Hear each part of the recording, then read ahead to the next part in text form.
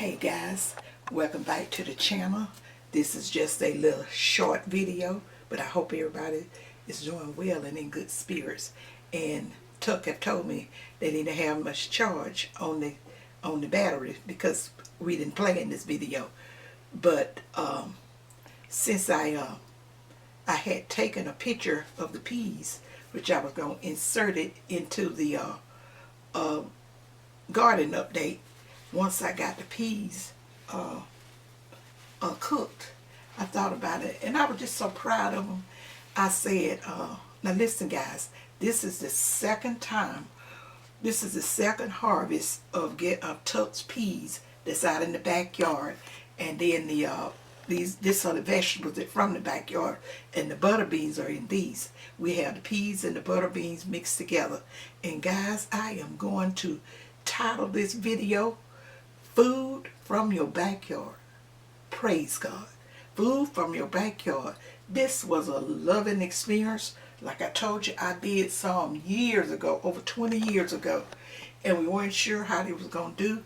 And so now I think we have decided, because you know we buy peas every year to put in the freezer, but they have really gotten expensive, and it's just me and Tuck here at the house. And the way these peas produce, that we could just plant just peas out there in that little space, or maybe expand that little space a little bit. Just plant peas and butter beans, and then okra and tomatoes and stuff in a bucket, and pepper in a bucket, and that will save us a lot, because the peas has got to be, how much of those peas are hampering now, Tuck? About $45 or so. Yeah, about $45 a bushel. So we was thinking that we may do this, because guys, you got to think of how to help yourself out. Now when we got our first mess out of there, and they were so good, and it was just enough for serving, just a meal for us. And I was raised in the time, guys, where my grandfather taught us that a little bit of something beat a whole lot of nothing. I didn't have to have that whole bushel of beans, because all I was going to cook out of it was about a quart. And then I still got peas in the freezer. I'm not sure we're going to even really buy any this year, because I still have some, and these was so much better. Not taking anything away from the one we buy. They are good peas too, but these are the peas. And then in the meat that I season these peas in, guys, it's like bacon ends at that little country market that I took you guys to. You can go over there and buy, they have a big bag, about a gallon size, a better bag of like end pieces from the bacon, because they have slab bacon over there, and you can get it sliced as much as you want and to what thickness that you want. But when they get down to certain uneven parts and the end pieces, they just put them in a bag and just sell them like that. I think I paid maybe $6 for this bag of bacon. And when I go get some, the next time I go get some, I will share it with you guys. They probably went up on that now, but I can use that to season just about any vegetables that I would like to season. Because, you know, I told you back in the days, in the old-fashioned way, you did not put a pile of meat in your vegetables. And, you know, your collards, cabbage, and peas, you put just enough to season that whatever you was cooking. You just didn't put a pile of meat in there, and that was just that. And then guys, with the okra, this is the way, I think I shared with you guys how I cook my okra and peas together. Now my mother taught me this, and this is the way I like it, and this is the way I did it. And I took at first, when I first started cooking the peas like this in our marriage, he wanted to tell me, why you didn't cook the peas all up in there together? Simply because I was not taught to cook it like that. We cooked the peas about the last 20 to 30 minutes of the peas, of the cooking of the peas, you would lay the okra on top. And before you serve the peas, and back then we used to pour peas and stuff up, my mama would take the okra off top and put it on the sides, because a lot of times she would have other okra as a side dish. But my dad, they loved it, boiled okra, and I do too. But you did not cook them, she did not cook her peas she called it all slimed up in there with okra. And that's the reason now I just really, if I get hope that some peas got a whole lot of okra slimed up in it, I don't want it. So guys, I'm not gonna take long. Like I say, I don't know how long the battery thing gonna go, and I see a little. I had some bananas up here. Got to right, and I see a little fruit flying through. I don't want them to get over there to my peas. So anyway, I just wanted to share this with you guys, and it will be a insert at the end with the peas on it. And then I am gonna do you a little garden update with what's left out there. It's that spring crop is about to go in, but I want to get one more taken in before the get everything up. And then I'm going to concentrate on the fall stuff. But I was just so excited and happy about the way these peas and butter beans made, till I was like, wow, this is going to save us a lot of money.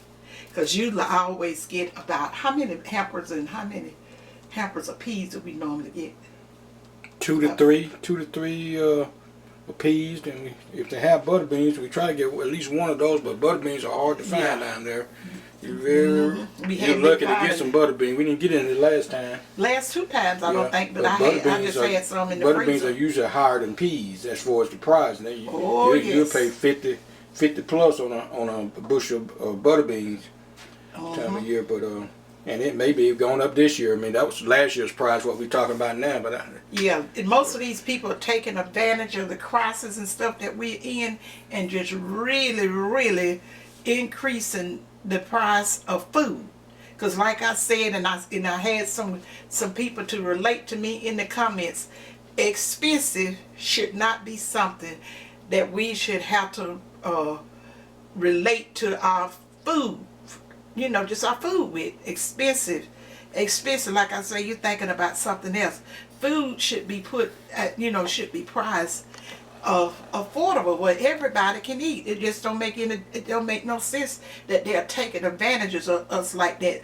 Little stuff like chicken wings used to be the least priced stuff in the store, and the breast would be the highest. Now it's just about in reverse in some places, because most people, like myself, I don't even care for the breast of a chicken unless I'm fixing it in a special dish. But I do not care for the breast of the chicken, simply because I don't like big parts of chicken.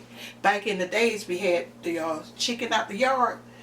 Those chicken was not huge in fat. Only thing was big was the hen.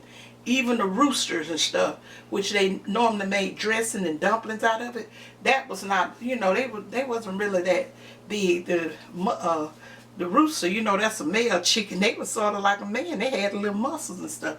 They weren't all fat, but they were so flavorful. So, is there anything you want to say to the guys, sir? No, can't think of anything. Just, well, we're going to enjoy these peas and butter beans here. I may have enough to get one more picking on of them. I don't know. The ones that I planted the later part, I know I planted 2 separate things. I think I may be able to get one more out of that, at least, hopefully.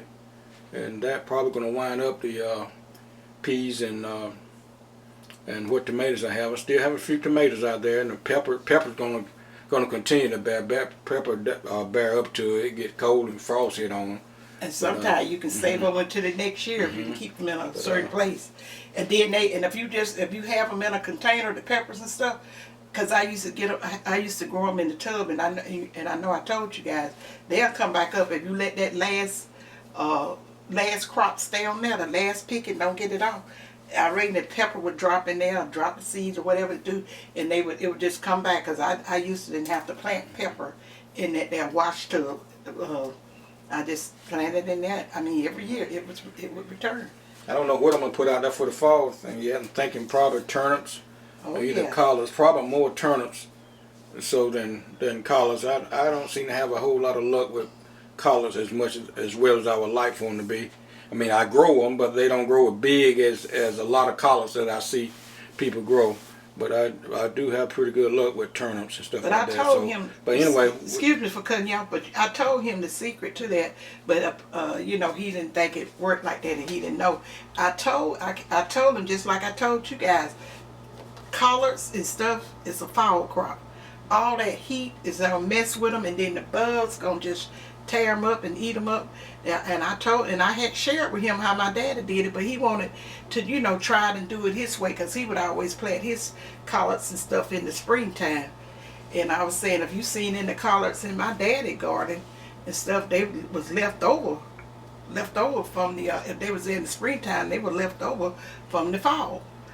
But like I'm going to plant some collards in some of my grow bags or whatever. I'm going to figure that. And then what I'm going to do, I got some collard seeds. I'm going to start the seeds with in like little cups, and then let him transplant some if he would like. And we'll see how that'll work. So guys, you know I always enjoy talking to you guys and sharing with you guys. And then like I say, we're going to do a little bit more. I'm going to show you one little last showing of the spring garden before I go into the fall garden. And I hope to do that this week, because if not, I probably won't make it. And don't forget to mention the tomatoes over there. Oh yeah, well, you know that I just like I said, it's the last of tomatoes and stuff, and I just want to show that's not all of them. He had pulled some out there, and I done got a lot of cooking from that green and red. I think we done shared some tomatoes with him, Gary. His tomatoes did good, and the little small ones, and I mean the little cherry tomatoes and all that stuff. We have really thoroughly enjoyed that, and they have did good. But they about to, you know, they about to go out. I don't know what type of tomato plants that Tuck plant. I think he just gets the, you know, they have a determinate or indeterminate and stuff that keeps going on. I just learned about that in later years. But I remember my dad had planted that stuff over in the fall. He would have enough time to plant it in the fall. And then I tell him, well, I think I told him about I did me an eggplant off of my eggplants. I think you did. I think I already told you guys about that. And then I'm going to do an insert in one of the vegetables update showing you my little pepper sauce that I made off of it. And I got 2 parts of my banana pepper in those peas now. I just cut them in half, left the seeds in there, because Tuck like them spicy and hot. And I tell you, that's the best pepper you can ever buy. And I think I got an insert out there as to what it is. But guys, it's probably fixing to cut off. So leave me a comment as to how did y'all garden do. And remember what, thumbs up the video. And remember what May always told you guys. Think positive, use your common sense, and May love you guys. See you in the next video. Bye. Bye, you guys.